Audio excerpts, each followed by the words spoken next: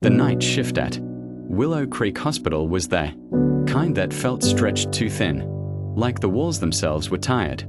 The floors hummed under fluorescent lights that flickered as if they were afraid to stay on. Only a skeleton crew worked nights, and most of them avoided the East Wing. Nurse Marla Renlay, however, seemed to prefer it. She walked those dim halls like she belonged there, her step slow, calm, almost rhythmic. Nobody really knew much about her. She didn't talk during breaks, didn't laugh at jokes, didn't even look tired during 12-hour shifts.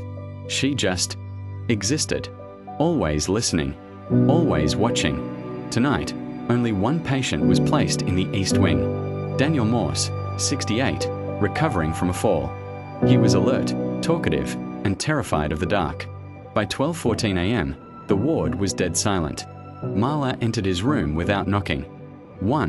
Something wrong with the nurse. Daniel startled awake.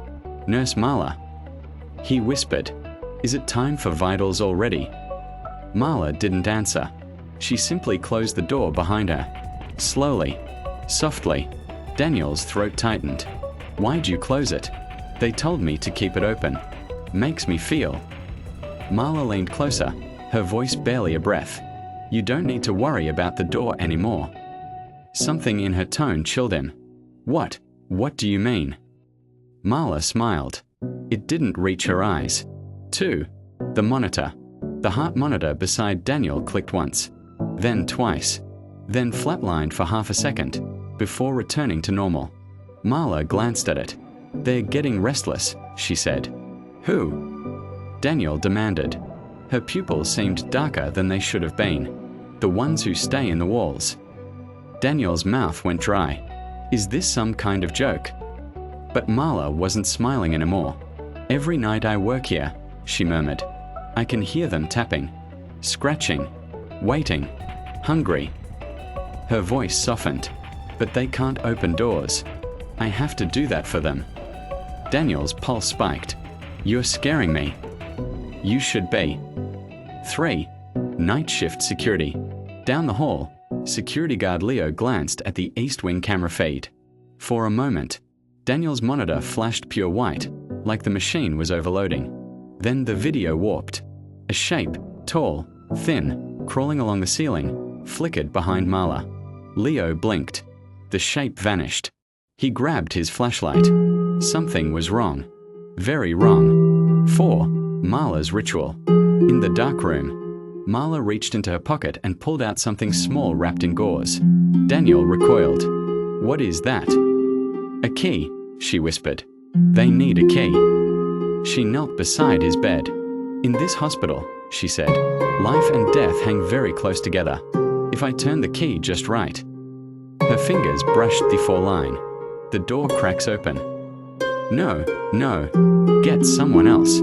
Get a doctor, please." Marla tilted her head. "I'm all you need." She twisted the 4-valve. The monitor screamed. 5. The hallway sounds. Leo sprinted down the hall toward room 304. But as he approached, he heard it. Scratching. Inside the walls. It followed him. Matched his steps. Crawled behind him like invisible claws dragging through drywall. He ran faster. The scratching sped up. When he reached the room, the door was shut tight. Inside, Daniel's screams choked into silence. 6. Too late. Leo slammed the door open. Daniel lay motionless, eyes wide, mouth frozen mid-scream. Marla stood with her back turned, as if admiring her work. When she glanced over her shoulder, her eyes were completely black. "Don't worry," she said softly. "He didn't suffer long." Leo raised his flashlight. "What did you do?" Marla pointed to the corner of the ceiling. Something was peeling out from the darkness. Long, bony fingers, gripping the wall. As a gaunt, whispering shape slithered down. Leo stumbled back. "The door's open now," Marla said. "They can feed." 7. Aftermath.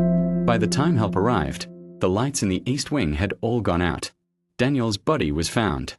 Marla was not. And the East Wing?